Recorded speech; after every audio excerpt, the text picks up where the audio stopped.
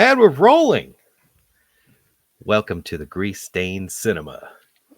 Brand new show where this is the inaugural episode. And I like to say this is the place where we like our popcorn a little bit greasy and we like our movies a little bit sleazy. So I don't know if you feel the same way about that, Ryan. I think it's a good summation for the movie we're going to be talking about. It might be. For the first episode, I wanted to do Hellvan. So Hellvan from 2022, done by one Mr. Jorge De La Rosa, who was the writer and director of this film. And I actually knew nothing about this movie. And I ran into Tim Gross at a convention that is known as Creature Feature in Gettysburg, Pennsylvania. And while I was there, I actually bought a Hellvan shirt, which I'm not wearing right now. You'd think I would be. But I bought the movie because he talked so highly of it. And I did manage to go to a convention earlier this year, which was actually Gross Fest. That's Tim and Tom Gross's convention for indie movies. And I actually met Jorge De La Rosa. And I bought another copy of that movie because selfishly, I wanted to make somebody else watch it and talk about it with me. And that just happened to be you. Jack, it's an important job. I need someone I can trust. You are my number one guy. So you have a copy of it now. I have a copy of it. And actually talking to Jorge was actually really cool. He's a very personable guy. You know, this guy. And so I ended up talking to him right after breakfast, like on the second day. And he was talking a lot about the soundtrack of the film. He seems like a very musically inclined person, and he knows a lot of musicians, and he seems to know a lot about film. And he was talking about different fundraiser ideas that he might do because he's planning on making, spoiler alert, a second one of these. There's going to be a Hellvan 2. So I'm actually kind of excited about that. And whenever I see that crowdfunder start up or however it goes, I think I might get in on that. But anyhow, it might be a little while because he was saying that the Hellvan was having some medical issues and it was laid up in his driveway with a transmission problem. So if he wants to make Hellvan 2, he's going to have to get the Hellvan back on the highway to hell, so to speak. Of course, that'd be the transmission. So anybody who hasn't seen this movie, I'm going to drop a trailer in here. In a small Texas town where nothing ever happens, and the good old boys, well, let's just say they ain't been so good. In fact, one of them boys has been real bad. You see, he played the hot hand of Satan's heinous plan and unleashed Hellvan.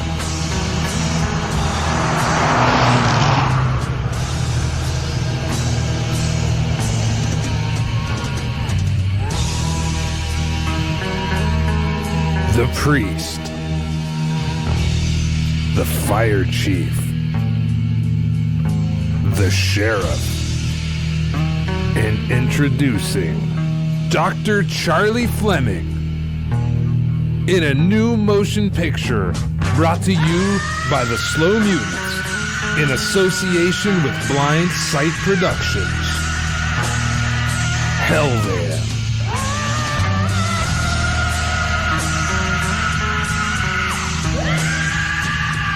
No power steering. No air conditioning. No brakes.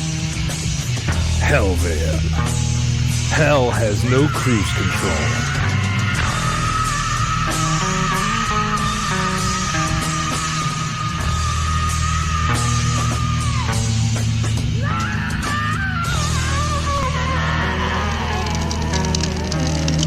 now I am pissed. Everyone dies at the end.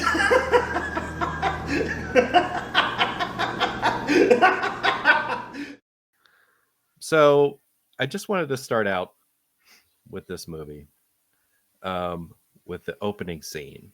Actually, the opening credits, if I'm being honest with you. Those seemed to be very, I want to say, artistically done. There was a lot of like interesting camera shots. There was a lot of close-ups. There was a lot of um, stuff that sparked almost like 70s horror to me. I don't know how that struck you. You're talking about like the opening credits, so like Yeah. the flaming credits with the overlays of like cult members and Yeah. Yeah. And yeah. then we got some, demon talk over it. And pretty sure we got some full frontal nudity of somebody ripping a couple bites out of a steak. I mean, So not since Denethor eating that fucking cherry tomato in The Return of the King.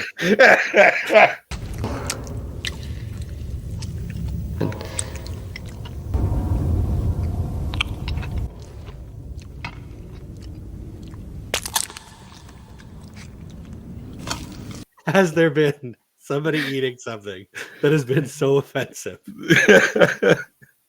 And then just to pull away and see that dirty naked body. This is all in like first 10 seconds. I know. It was great. Oh wow. I had to pause it for a second there. Oh, really? That soon? You couldn't handle it up front? Oh my god! Just had to recompose myself and hit play again. I understand. I didn't find it quite so disturbing. I guess I don't know. Maybe I watch enough garbage that I'm used to seeing things like that. But I wouldn't say it was disturbing. The eating was disturbing. But that's I go right. into a mindset with a movie, and I realized after seeing that scene, I wasn't in the right mindset for this movie. So, which it turns out actually this scene, as good as it is, like good is the word, I don't, but it's not a good indicator of what you're going to get for the rest of the movie. Right. Because this first scene felt very like, Christ, Manos kind of, or I'm trying to think of the movie. It's going to bug me, but it felt very cultish, very like you were saying. I can't think of the movie now. That one with Bill Shatner where he had no eyes. But yeah. Anyway, it felt. I thought I was getting into kind of what the title suggests. I thought I was getting into like a silly movie about a van from hell. And when I saw that opening scene, I was like, okay, I think this might be something that's going to try to take itself a little more artistically. Like we might be going in a different direction here. I need to kind of prepare myself for that. And the movie kind of pulled the rug out from under me because the rest of the movie is nothing like that opening scene. That is correct. But I did enjoy that very artful opening. It really felt like I don't know, kind of like a music video, so to speak. And I will say that we did get some really interesting camera work like that throughout the rest of the film. It just wasn't, in that vein. You know what I mean? No, it was quick little clips here and there. Yeah. Somebody really had an idea of what they wanted this to look like. I mean, the cinematography on this, I don't know how you felt about it, but I thought it was great. No, shot very well. Yeah. I mean, everything from, close-ups to different camera angles and just inserting things that maybe didn't belong, but were interesting all the same. Like I know you have a thing for food, and I know there was one or two like rotting scenes in this. Yeah. And I think there was even time lapse in this. And some like reverse camera work, where they'd film something happen and then would just play it backwards, that type of thing. So like I enjoyed all of that. I thought that was great. I thought the movie looked great. No, it did. And even like some of the stuff, like you're mentioning these cutaway scenes, but even the main story, like I'm not going to get too spoilery with it, but the church scene where we see the silhouette, like the shadows and the silhouettes of the arms, banging at the windows, like that was really well done too. Yeah. So I may as well read the synopsis on this right off of IMDb. I don't think it does the movie justice. It says, enthralled by his demon-possessed van, a volunteer firefighter opens the gates of hell as a dying town is powerless to stop him. And I mean, that's basically it. Yeah, kind of. I just feel like they give too much credit to that volunteer firefighter, because the van does a hell of a lot more than that guy does. Oh yeah, the volunteer firefighter is basically just the quote unquote first victim. I mean, technically not the first, but I mean, it's right. It's not a movie about a volunteer firefighter in his van, is what I'm getting at. Yeah. So I feel like Jorge must be one of these guys who's from a small town, because this movie was based in a small town, I guess was Midway, Texas. And he seemed to have a very good ability to write characters in a small town who all know each other. And I felt that came across really well. I felt the dialogue was interesting between everybody. And seemingly unlikely characters that had close ties. Can I just say that I would like to live in a small town where I can share a breakfast sandwich with an ex-priest and make jokes about a dead pig.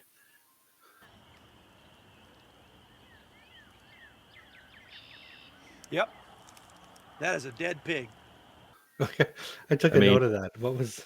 Keep talking just a second. I'm going to get that note. I thought that was really funny. I didn't understand why the deputy was just standing there staring at the pig, for one, eating a breakfast sandwich himself, and then up comes this ex-priest on a bicycle, which I didn't quite understand at the time that he was an ex-priest, but they started talking about doing last rites for the pig. I'd give this pig last rites, but I think he's Jewish.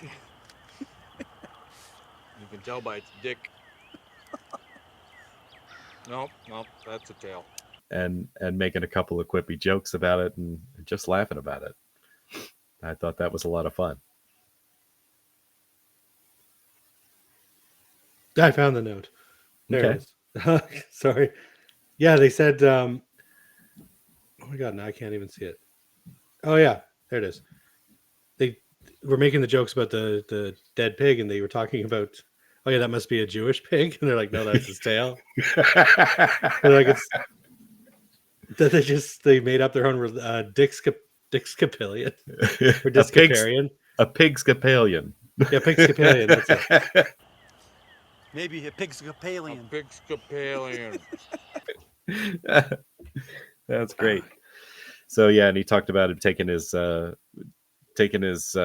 religious act on the road. So I guess there could be a market for religious stand-up. Oh God.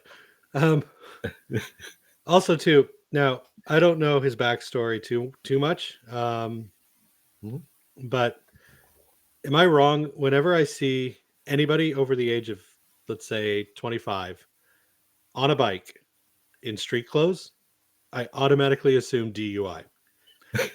I just assume they can't drive anymore.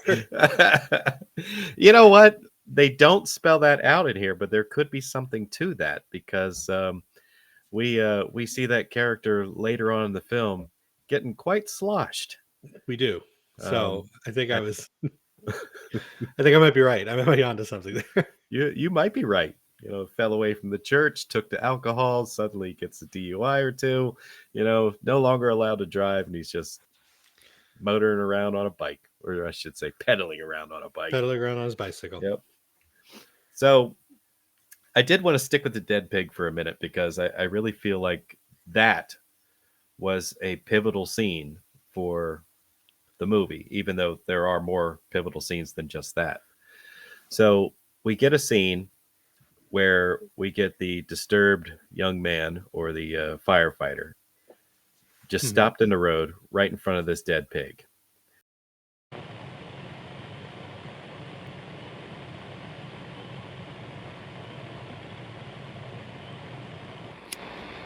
Which has clearly been run over or mutilated in some way because it's just in pieces on the road. And as he's sitting there, I'm sure you noticed, there was an invisible being that opened the door to the side of the van. You see the van rock like a weight is entering the van, and the door closes.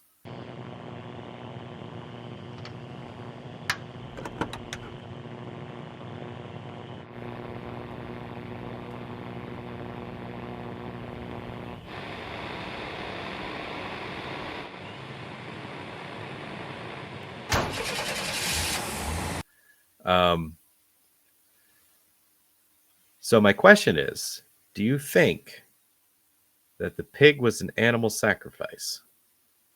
Or was this possibly a biblical reference? And I don't know what your exposure to, Christianity is. But I could tell you that, I used to go to Sunday school, even though I'm certainly not an authority on this. And I do remember a specific story from the Bible where a man was possessed by many spirits. And I do believe that Jesus freed him of these spirits by casting them into some swine.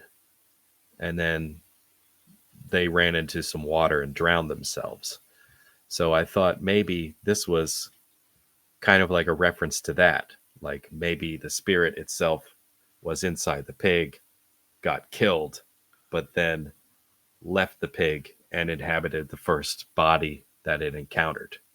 Which was a van. With a dude in it. I am not a...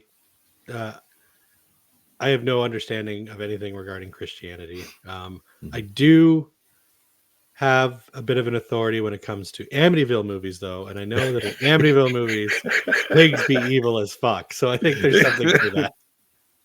You are right. Pigs be evil as fuck. Insert Miss Piggy joke here.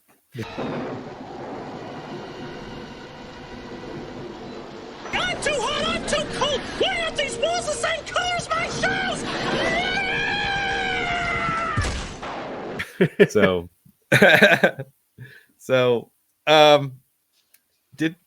What decade did this movie feel like to you?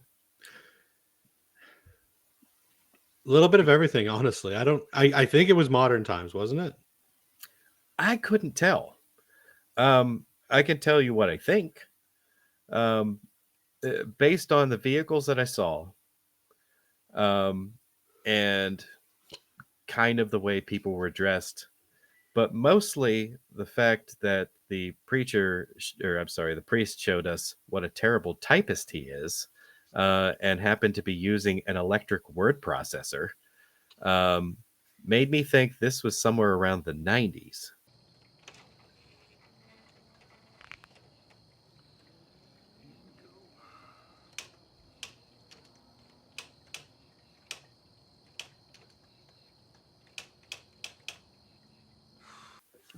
See, I was going to say that. I was going to say, like, the van to me screams 70s, but yeah, it felt 90s. Yeah.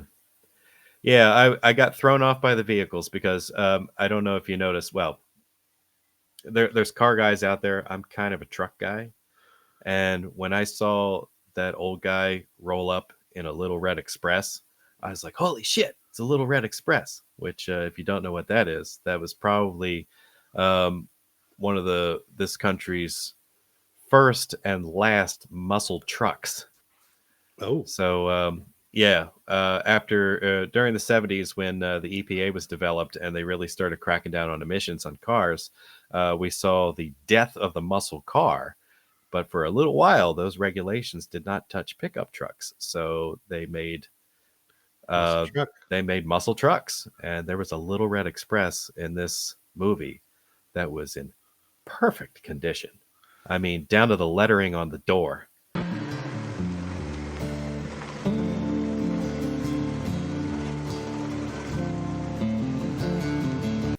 Um, and I was a little jealous of whoever actually owns that truck in the moment that I saw it. So that was late 70s. The van looked like it could have either been late 70s or early 80s, somewhere in there. Yeah. But then we saw like the tow truck and stuff. And I was like, okay, tow truck. And then like, I think a Ford Explorer or a Bronco or something like that. And I was like, okay, you know, we're right in that range, but I can't put my finger on it. We're somewhere 80s, 90s here, I think. Mm-hmm. Yeah, because nobody uses a cell phone or anything in this, do they? No, I didn't see any of that. Everything was two-way radio. Yeah, I was going to say the radio gets used a lot. Mm-hmm. And they even made that as part of the plot point. You know, it's like the volunteer firefighter kid possessed by Satan, I guess. Yeah. It was said that he couldn't outrun the radio, which is how they caught up to him. Which is another weird thing. What is up with that radio station in this? That I don't understand, if I'm being honest with you. Now, is she coming through? I can't remember. I apologize. Is she coming through every radio or just through the Hell Van?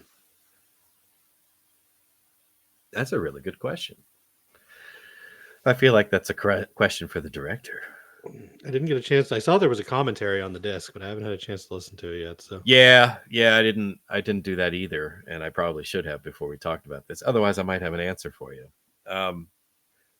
But she definitely seemed to be almost like a narration.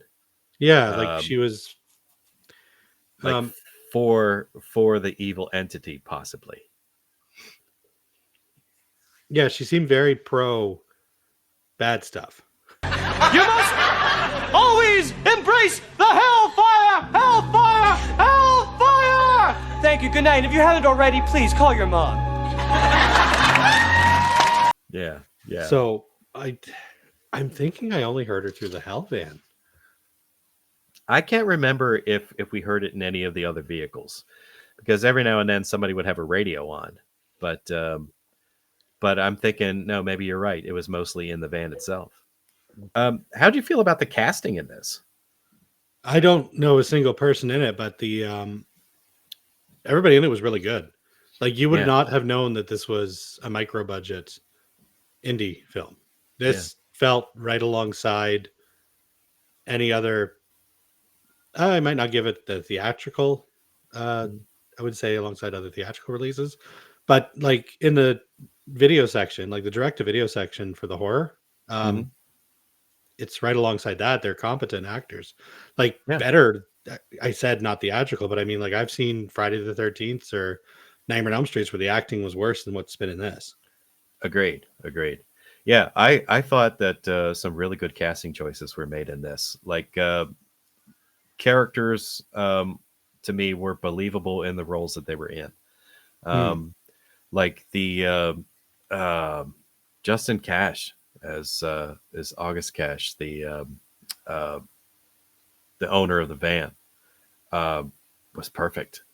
He had this perfect, like, outcast, like introverted, unaccepted, like, vibe, and I felt that that they could not have picked a more perfect character or actor for what he was trying to portray. I mean, it really came across as someone who you weren't necessarily afraid of, but somehow made your skin crawl at the same time. Yeah.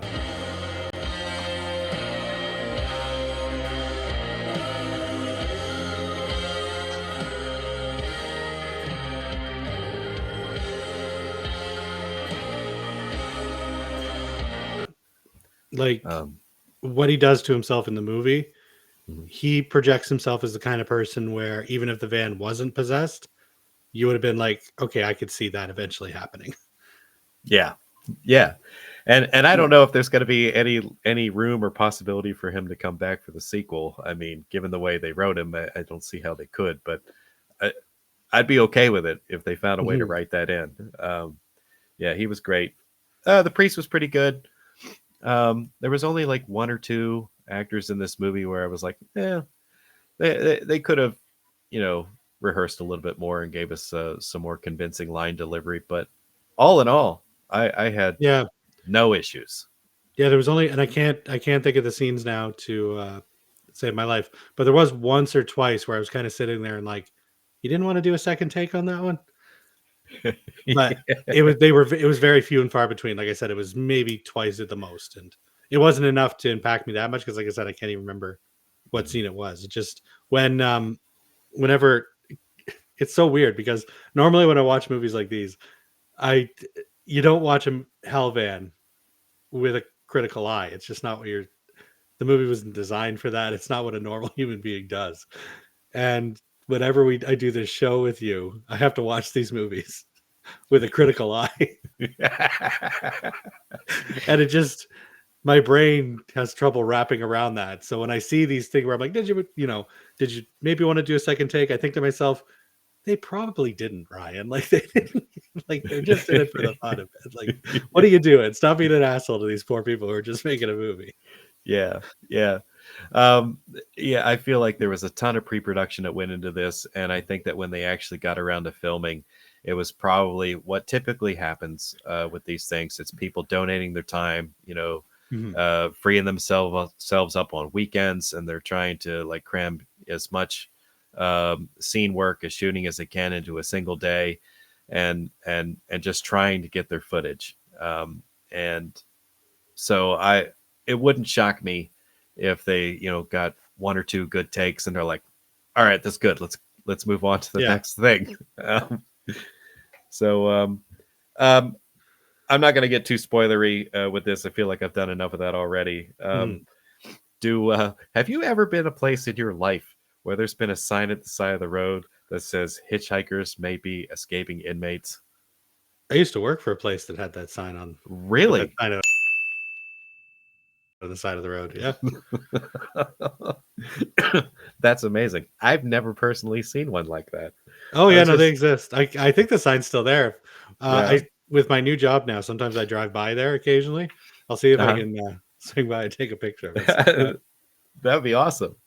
See a real one. So there's no doubt in my mind that they filmed this, in a real place with real road signs that said things like that. I don't know if Midway was the actual town where they were filming or what, but I mean, unless they CG'd some of that stuff, I mean, it looked like legit road signs that they were filming to me. So I think I'm just going to drop into some rating here. Okay. Since we don't want to get too spoilery and we just want to talk about some highlights of the film and some general feelings that we have about it. And I'm not using any real rating criteria here. I figured I'd do something a little different for this show. I'm not going to overanalyze it myself and use a point system. I'm basically just going to rate how I feel about it. So do you want to go first? Sure. Do you want to do out of 5 or out of 10? I'm doing out of 5. Doing out of 5. Okay. So as I said, when I watch these movies, by your request to do an episode on, I do watch with a critical eye, but I always remember in the back of my head that this movie isn't in that same league. It's not part of that lexicon. These independent movies are something that's just meant to be enjoyed. The creators had fun. They want the viewers to have fun. They don't have the luxury of doing 40 takes on a scene. They don't have the luxury of filming right at that perfect slice of daylight. Which honestly, you wouldn't tell with this movie because the cinematography is fantastic. So I rate movies like this on a. I pride myself on never having a system for these kind of movies. I really don't got no fucking system. It is solely on enjoyment factor. And I was surprised how much I enjoyed this one. When it started up, I didn't know what to expect. We talked about that earlier with the opening scene, and then the stuff with Chase and the van. I just couldn't wrap my head around the kind of movie I was getting into. And then I'm like, oh wait, the van's evil. That's fun. And I had a blast after that. I had a good time with this. I'll give it 3.5 out of 5. Okay. All right. That's respectable. I think that's a good rating. 7 out of 10. Like I say, you don't want to bastardize the 7 out of 10. Like a lot of people are like, oh, 7 out of 10. Like, what is it? But I mean, 7 out of 10 is still an above average score. That's an above average flick. Definitely. I gave Poltergeist a 7 out of 10. So, I mean, in my mind, I had just as good a time with this movie as I did with Poltergeist. I just want to put that out there. Agreed. As did I. All right. Well, I enjoyed the shit out of this movie. I was so glad I bought it. And that is exactly the reason why I bought a second copy and asked you to get on here and review it with me, because I figured if anybody was going to have an appreciation for this like I did, it would be you. So I'm glad you did that. Thanks for coming. Mm-hmm. And I also want to say that this movie has everything that I can think of that I'm looking for in an independent movie. I mean, it was interesting. It was shot well. It looked great. It sounded good. It had a fucking amazing soundtrack. I don't know if you keyed in on some of the music that was playing during this, but it's like this was all like original music that was recorded and used for the film, or at least as far as I could tell. And it even had titties. So it's like, yeah. And it took a while to get them, and they were mostly painted, but I'm okay with that. Yeah. So it's like I can't even knock it for not having titties because it had them. Forgot about that. The special effects looked incredible. Like it didn't matter what they were doing. You know what I mean? If it was an eyeball, or if it was a bloody, messed up face, or if it was a shotgun blast. You know what I mean? All this stuff looked really, really good. And I can't think of any of them off the top of my head that I thought looked hokey or didn't work. You know, like they had some really talented people work on this film. So I should have warned you up front that, yes, I'm rating this out of 5, but I'm going to do my rating in concessions since it's a movie theater type YouTube show. I'm going to give it 4 out of 5, but I'm going to give it a hot dog, large bag of popcorn, a large Diet Coke, and box of snow caps. No, wait. Box of Raisinets, because Raisinets are evil. So 4 out of 5. You remember the most evil of all candies, you know. We don't have those in Canada, dude. Okay. They're too evil. They're too evil. We don't allow them in here. That's great. There's an embargo on evil Raisinets. That's fantastic. And as an added bonus, I'm going to give this movie the first ever, the exclusive, the prestigious, the widely coveted and anticipated. Matt Skinner Severed Penis Award. Drake, bitch. Wait, does the penis get severed in this? Does it?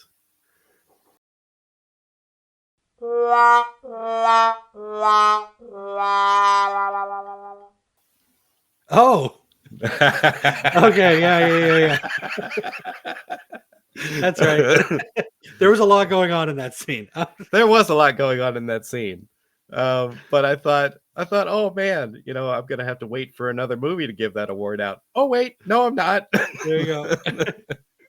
So, anyhow, there you have it. Hellvan in a nutshell. Anybody who's watching this, I would direct you to go to the Slow Mutants website, which is slowmutants.com. That, of course, will give you the trailer to the movie. It'll show you some artwork. It'll give you some other interesting things about it. You can also purchase the soundtrack if you'd like to do that. I cannot find a place to stream this movie. Yeah. And that's a little disheartening. That just means that there's no real distribution for it yet, which I think that really needs to change. I think that this movie needs to get out there and a lot more people need to see it. I don't know what to tell people about trying to get a copy of the movie other than get a hold of the director. I'm sure you can email him from the website and request to make a purchase of the film. Maybe he'd be able to help you out there. Or if you go to a convention and just happen to see it, I think this only cost me $10. I mean, for God's sake, pick it up. That's like the best deal you're going to find. I mean, I've paid more for worse movies. Yep, that's it. Hellvan in a nutshell. And I just want to remind everybody on my way out, you don't need a big budget to make a badass movie. And cut.